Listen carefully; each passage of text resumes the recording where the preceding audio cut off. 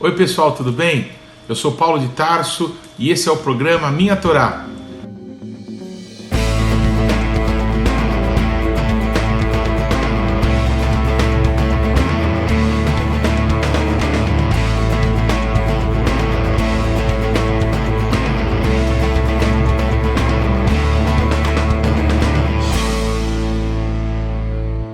E olha, não se esqueça de deixar o seu like, de se inscrever no canal e de ativar o sininho de notificações. Que Deus te abençoe. Shalom! A paraxá de hoje é Vaishilar e enviou.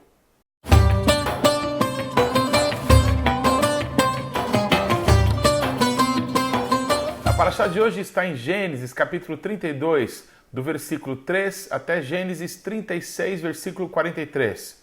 A Haftará é o livro de Obadias, do versículo 1 até o versículo 21. E a Brit Hadashah está em Mateus, capítulo 16, do versículos 13 a 28. E também João, capítulo 21, do versículo 1 ao 19. Está escrito em Gênesis, capítulo 32, versículo 3. E enviou Jacó mensageiros diante de si, a Esaú, seu irmão, à terra de Seir, a terra de Edom. Chegou o dia do maior medo da vida de Yaakov.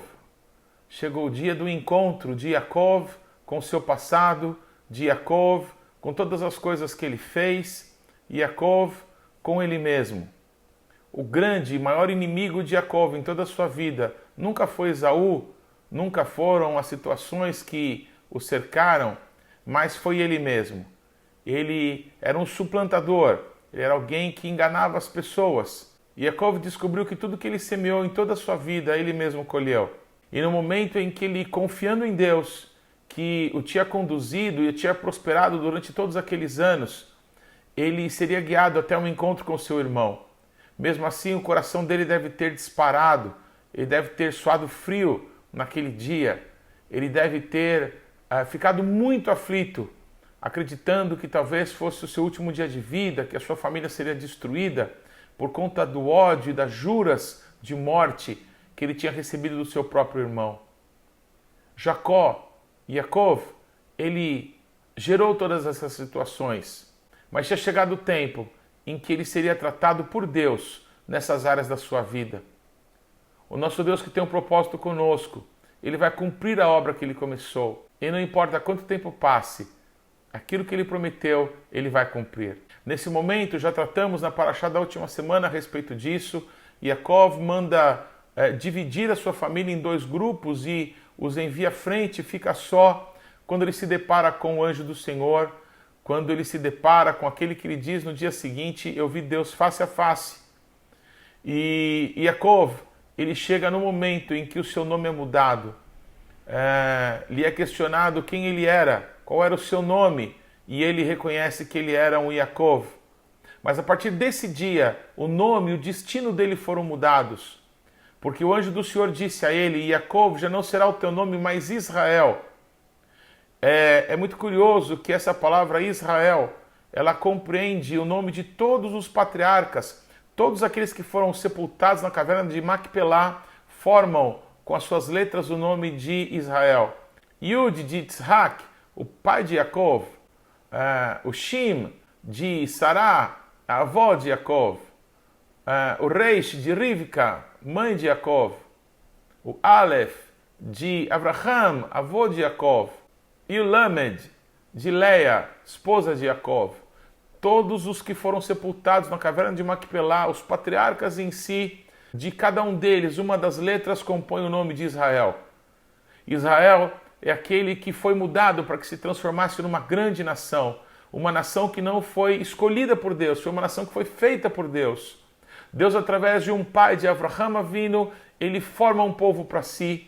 Mas esse povo ganha contornos de povo através da vida de Yaakov, quando ele é mudado em Israel. Ele que teve muitos filhos, teria muitos netos, e com cerca de 70 pessoas entraria no Egito para de lá se multiplicarem até se transformarem em milhões. Esse momento tão marcante na vida de Yaakov,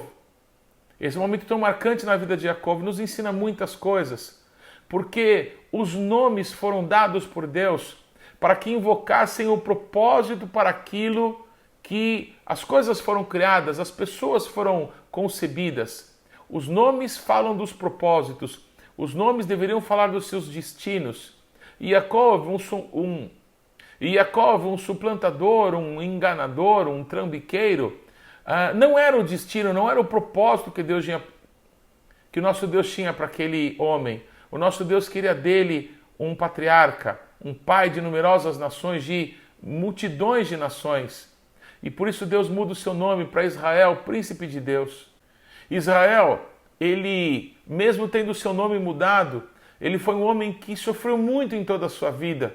Como falamos já numa paraxá anterior, ele foi um homem que transicionou, que nasce na terra prometida, que vai tomar esposas na terra dos seus antepassados e vai acabar os seus dias no Egito.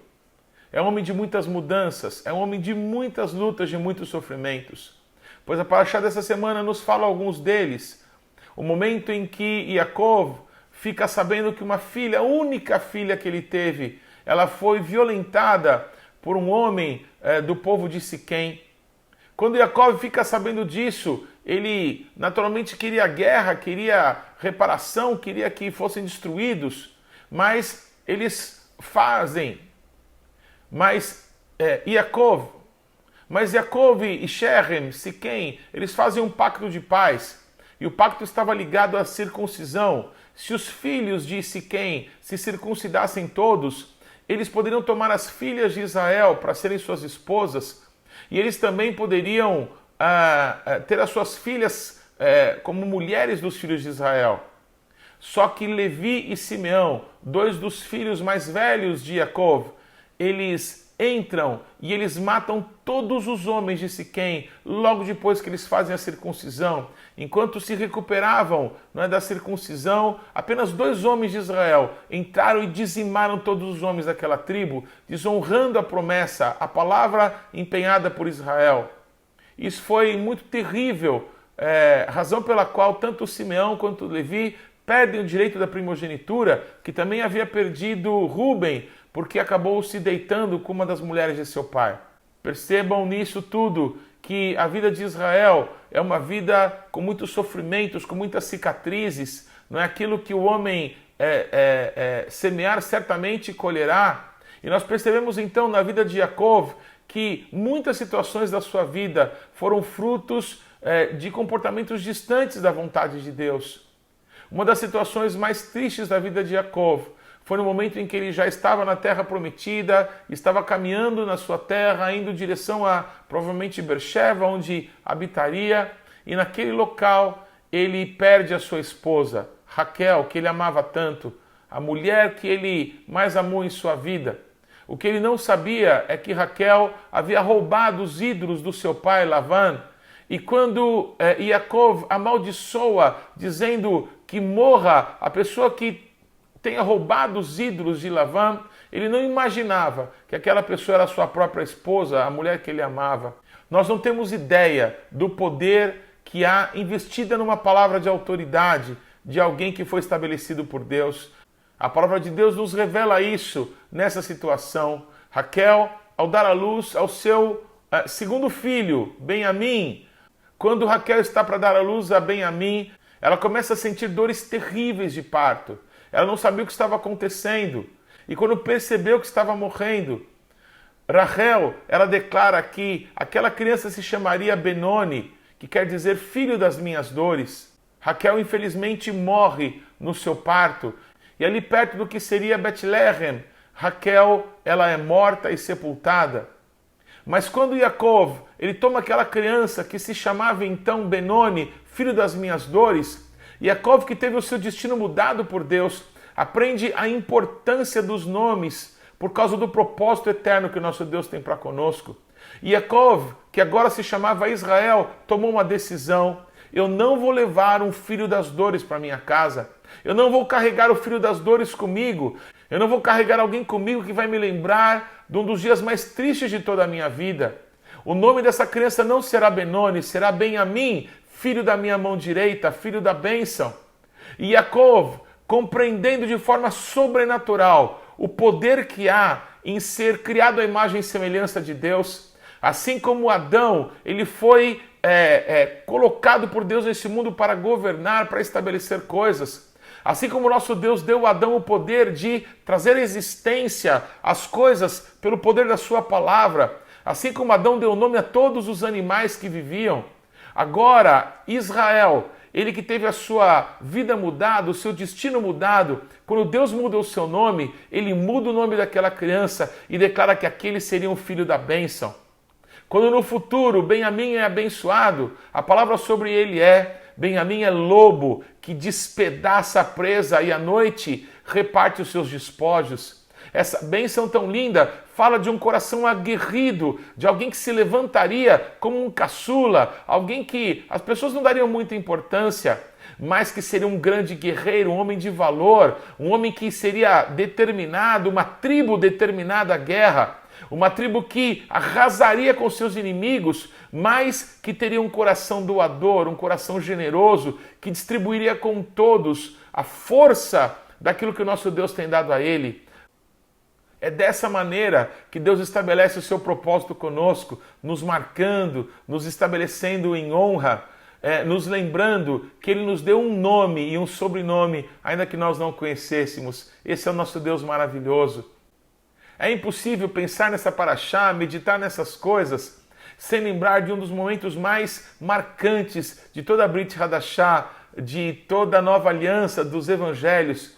É o momento em que Yeshua, que estava já determinado a ir para Jerusalém para morrer como sacrifício perfeito de Deus, como Cordeiro de Deus que tira o pecado do mundo. Ele que tinha se encontrado com Moshe Rabbeinu e com Eliyahu Hanavi, com Moisés e com Elias, e que tinha ouvido daquele que representava a Torá e daquele que representava os profetas, que era hora de que ele fosse a Jerusalém e lá se entregasse por amor de todos. Quando Yeshua estava fazendo esse caminho, ele entende que ele precisava deixar com alguém as chaves do reino dos céus. E ele passa caminhando com seus discípulos por um lugar muito importante lá em Israel. Um lugar que à época era conhecida como Cesareia de Filipe. Um local de culto a falsos deuses. Uma das faces do Monte Hermon, onde nasce o Rio Jordão. Ali tinham vários nichos de falsos deuses, vários templos. E Yeshua, diante daquelas portas do inferno, ele pergunta para os seus discípulos: o que as pessoas dizem de mim? Quem eu sou para as pessoas? E alguns dos seus discípulos disseram: olha, as pessoas dizem que você é Elias, de que você é João Batista que ressurgiu, ou alguns dos profetas, Isaías, Jeremias, quem sabe? Mas há um momento em que Yeshua pergunta para eles, eu imagino Yeshua cruzando o olhar com cada um deles e perguntando: e para vocês? Quem eu sou para vocês? Simão Pedro, pelo Espírito Santo nessa hora, ele disse: para mim, tu és o Cristo, o Filho do Deus vivo. Quando Yeshua ouve essa frase, ele exulta. Ele entende que algo sobrenatural, glorioso estava acontecendo. Porque ninguém pode reconhecer que Yeshua é o Mashiach se não for pelo Espírito Santo. E quando Yeshua exulta, ele faz uma brincadeira com nomes. Shimon ben Yohanan, Simão, filho de João. Ele é chamado por Yeshua de Shimon bar Yoná, de Simão, filho da pomba. Simão bar Jonas. Simão bar Jonas. Quando Yeshua diz essa frase, ele não estava dizendo que tinha mudado o nome do pai de Pedro. O que ele estava dizendo é que Pedro ali era como um filho da revelação, filho do Espírito Santo, um filho da pomba, que aquela revelação não foi carne nem sangue que deram a ele, mas foi o nosso Deus, o nosso Pai que está no céu, através do Espírito Santo. E aí então, Yeshua marca esse homem e diz assim: tu és Kefas, tu és Petrus, você é um pedregulho, você é uma pequena pedra. E Anitzur, eu sou a rocha, eu sou o rochedo da salvação. Você é uma pequena pedra sacada da rocha. Sobre esta rocha edificarei a minha igreja, e as portas do inferno não prevalecerão contra ela. Yeshua marca a vida de Shimon com esse nome, com Kefas, com Pedro, com Petrus, esse nome pelo qual nós conhecemos esse apóstolo até hoje. E Pedro futuramente vai chamar as pessoas de pedras vivas. Ele se identifica tanto com essa revelação que nós todos cristãos, nós todos que cremos em Yeshua, judeus que creem em Yeshua ou não judeus que creem em Yeshua, todos nós somos sacados da rocha.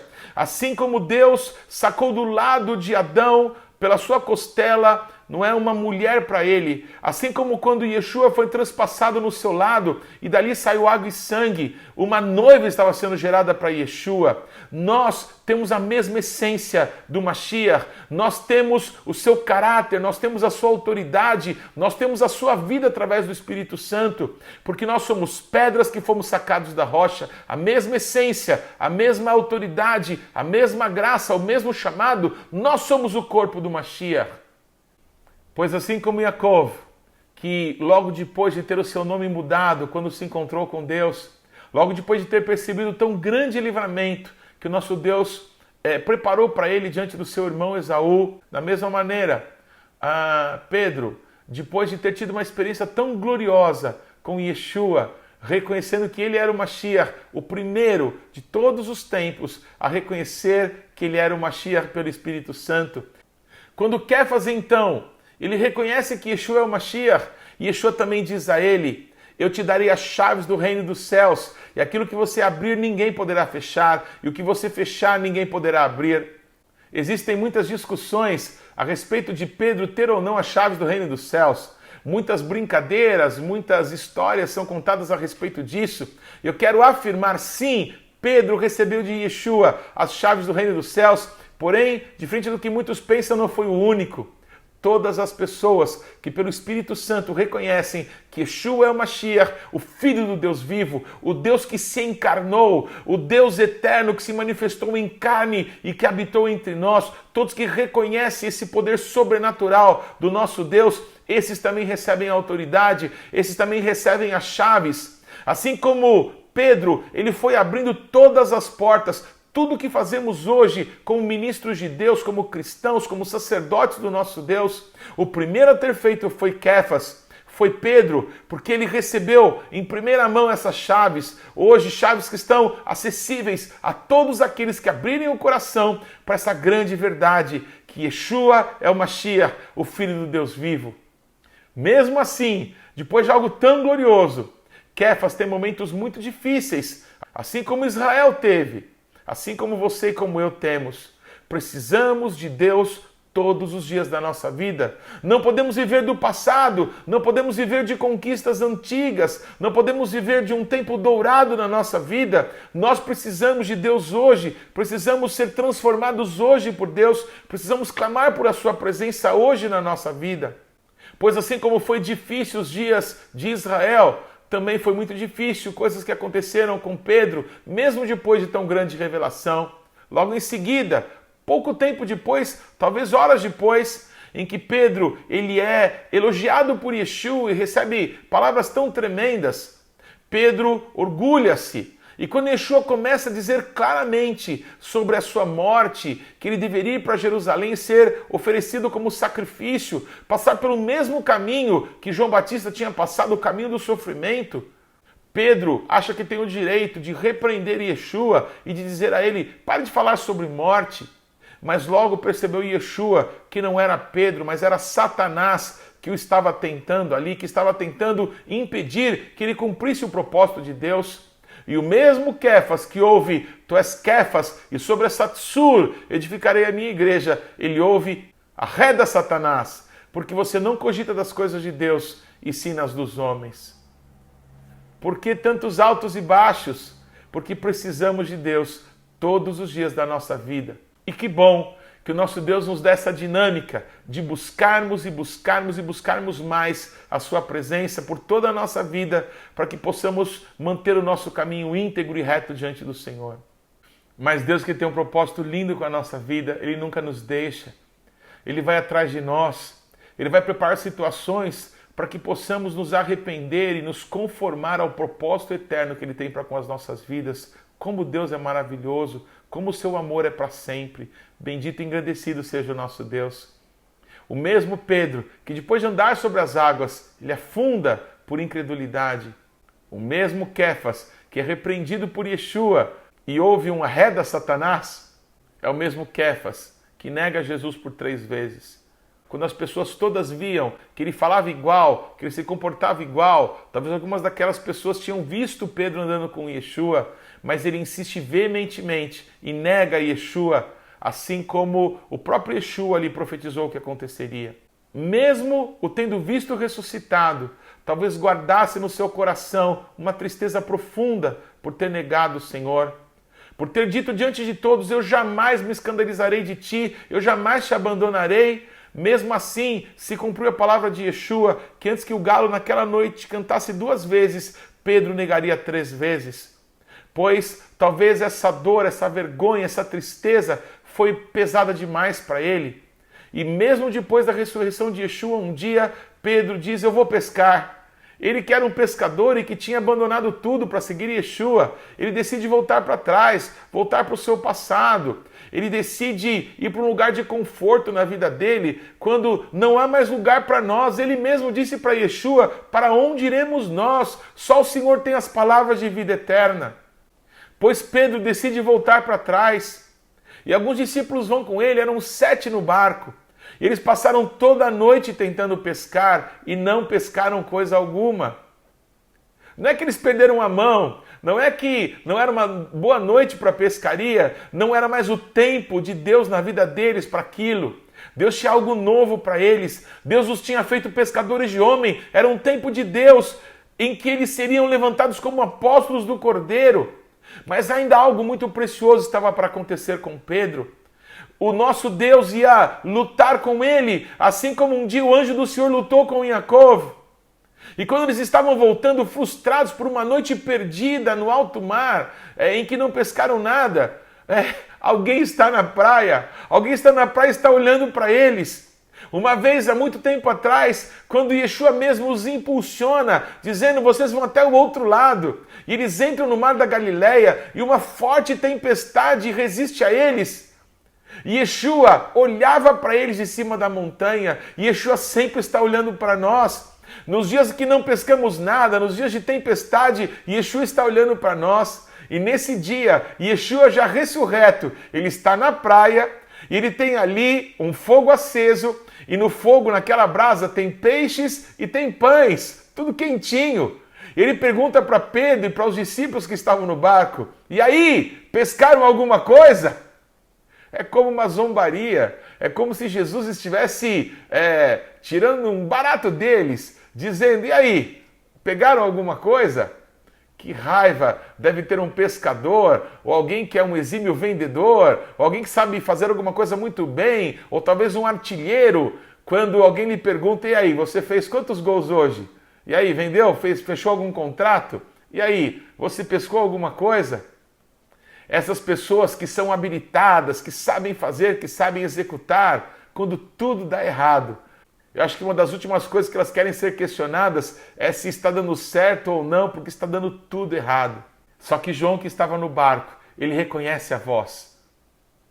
Porque aquela voz diz assim para eles: lancem a rede do lado direito do barco. E sem muita explicação, depois de terem passado a noite, pescadores exímios, pessoas que viviam da pesca, depois de uma noite inteira sem pescar nada, eles obedecem àquela voz. Eu acredito que talvez eles tenham lembrado do mestre que outra vez, numa outra situação, diz a mesma coisa, e eles pescam ali muitos peixes. As redes naquele dia estavam se rasgando, mas nessa hora, quando lançaram, eles perceberam algo glorioso, algo maravilhoso. Pegaram a rede cheia de peixes, eram peixes grandes. E quando perceberam isso, João declara: é o mestre. Ninguém tem poder para fazer isso, além daquele que nos amou tanto, além daquele que eu vi se entregar por nós na cruz do Calvário, além daquele que apareceu para nós quando estávamos fechados e com medo, e nos permitiu ver as suas feridas, e disse que estava conosco, e soprou sobre nós o seu Espírito. Eu não conheço nenhum outro que pode fazer tal coisa, pois nessa hora algo engraçado e muito maravilhoso acontece. Pedro se mete nas águas. O mesmo Pedro que tinha afundado nas águas, Ele deve ter crido que ele conseguiria correr sobre elas nessa hora. E quando ele afundou, ele não quis saber, ele foi nadando. Dessa vez, nenhuma onda, nada impediria que ele se encontrasse com o grande amor da sua vida, com Yeshua. Quando Pedro chega na praia, ele não se lembra mais de que tinha negado Yeshua. Ele simplesmente o abraça, ele simplesmente se encontra com aquele que era tudo na vida dele, com a rocha onde a igreja seria edificada, contra quem as portas do inferno jamais prevaleceriam, o cabeça da igreja. E nessa hora, Yeshua pergunta: Kefas, Pedro, você me ama? E ele disse: amo, Senhor. O mesmo Pedro que nega Jesus 3 vezes, ouve pela segunda vez a mesma frase: Pedro, tu me amas? E ele disse: mestre, o senhor sabe que eu te amo. O senhor sabe que eu não consigo te amar com o mesmo amor que o senhor me ama, com o amor ágape. O senhor sabe que eu te amo. O senhor sabe que o senhor é tão importante para mim, mas eu preciso de algo sobrenatural. A cada resposta de Pedro, Yeshua dizia a mesma coisa: então, pastorei as minhas ovelhas. Pela terceira vez, Yeshua pergunta: Pedro, você me ama? Ele responde: mestre, o senhor sabe de todas as coisas e o senhor sabe que eu te amo. Então Yeshua declara: então, pastorei as minhas ovelhas. Se você me ama, tome atitudes que demonstrem esse amor. Cuide das pessoas. O mesmo cuidado que eu estou tendo contigo, tenha com as pessoas. Assim como eu te perdoo, perdoe as pessoas. Assim como eu te liberto, liberte as pessoas. Assim como eu estou me manifestando em amor para você, manifeste o meu amor para as pessoas. Porque eu sou o Atsur e você é o Kefas. Eu sou o rochedo e você é a pedra. E Pedro um dia declara para todos nós que nós somos pedras vivas, eleitas e preciosas para Deus. E ele diz que Yeshua é a principal pedra, é a pedra angular, ele é o rochedo da nossa salvação. E ele, apenas uma pedra, apenas um pedregulho, um Petros, um Pedro. Quando João, ele nos narra esse momento tão maravilhoso, João declara que Yeshua, ele diz para Pedro: Pedro, quando você ficar velho, as pessoas vão te levar para os lugares sem te perguntar se você quer ir ou não. As pessoas vão te vestir e vão te colocar roupas que você não escolheu. Em outras palavras, Pedro, se você continuar com a tua vida desta maneira, você daqui a pouquinho vai se tornar um velho ranzinza, chato, que fica lembrando de coisas gloriosas do passado, sem ter uma vida, sem ter de verdade algo glorioso para levar para a eternidade. João declara que Yeshua falava essas coisas a respeito de que com um tipo de morte Pedro glorificaria Jesus. Pois diz a tradição católica que quando Pedro ia ser crucificado, ele pede para ser crucificado de cabeça para baixo, para que ele não fosse crucificado como seu Senhor. Com essa história da tradição religiosa, nós entendemos que Pedro, ele decidiu glorificar a Jesus com a sua morte, ele decidiu não ter mais medo, ele decidiu permanecer até o fim, para que a sua vida e a sua morte honrassem a ressurreição e a vida. Aquele que esteve morto, mas que com o poder do Espírito Santo ressuscitou dentre os mortos, para que nós tivéssemos uma vida eterna. Assim é o nosso Deus, Ele muda o nosso nome, Ele nos dá um destino eterno, Ele nos dá um propósito para que nesses dias o nome dEle possa ser exaltado, o nome dEle possa ser glorificado. Exalte o Senhor com a tua vida, exalte a Deus com os dons e os talentos que Ele colocou em você. Cuide de pessoas. O ministério de Cristo está ligado a pessoas. Apóstolos, profetas, evangelistas, pastores e mestres. Não tem sentido um texto se não for para cuidar de gente, para alcançar pessoas, para ajudar pessoas, curar pessoas. para ensinar pessoas, para inspirar pessoas, para enviar pessoas. Para isso, Yeshua nos chamou, para isso, Ele nos salvou, para isso, Ele estabeleceu sobre nós o poder de Deus através do Seu Espírito Santo. Glorifiquemos a Deus nas nossas vidas, nesse curto tempo que temos aqui, até nos encontrarmos com o Senhor na eternidade. Logo depois daquela luta de Jacob com o anjo do Senhor, ele declara: eu vi Deus face a face. Bendito seja o nome do Senhor. Pois, alguns anos atrás, um amigo muito querido, um judeu, um guia de viagens lá em Israel, nós estávamos ali à beira do mar da Galileia, tínhamos acabado de descer do barco, ele sentou todo o grupo que estava conosco. Esse querido amigo ainda não reconhece que Yeshua é o Mashiach, mas ele me contou uma coisa que eu tive que dizer para ele depois: olha, fique gravado que você que não crê em Yeshua disse isso para mim, que não sou eu tentando fazer um converso. Ele disse assim, que havia um segredo espiritual nos 153 grandes peixes que foram colhidos naquele dia. A primeira coisa curiosa é por que contaram o número de peixes e disseram que eram grandes peixes. Por que se contou? Qual o segredo escondido nessa palavra? Ele passou a nos dizer que as letras em hebraico, semelhante ao que acontece com os algarismos romanos, eles também equivalem a números. Então, quando falamos um nome ou quando falamos uma palavra, nós temos uma correlação com certos números que identificam tal palavra. Por exemplo, a palavra vida, Rai, que ela pode ser identificada com o número 18. Muito bem. Pois a frase Ani Elohim, eu sou Deus, as letras dessa frase, somadas todas, equivalem ao número 153. Eu duvidei. Quando eu escutei isso pela primeira vez, eu achei tão extraordinário. E eu escrevi em hebraico e eu fiz o valor numérico de cada letra, eu fiz a conta e eu me surpreendi.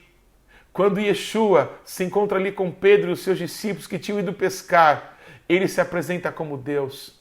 Ele dá um propósito para a vida de Kéfas, pastorear as ovelhas de Cristo.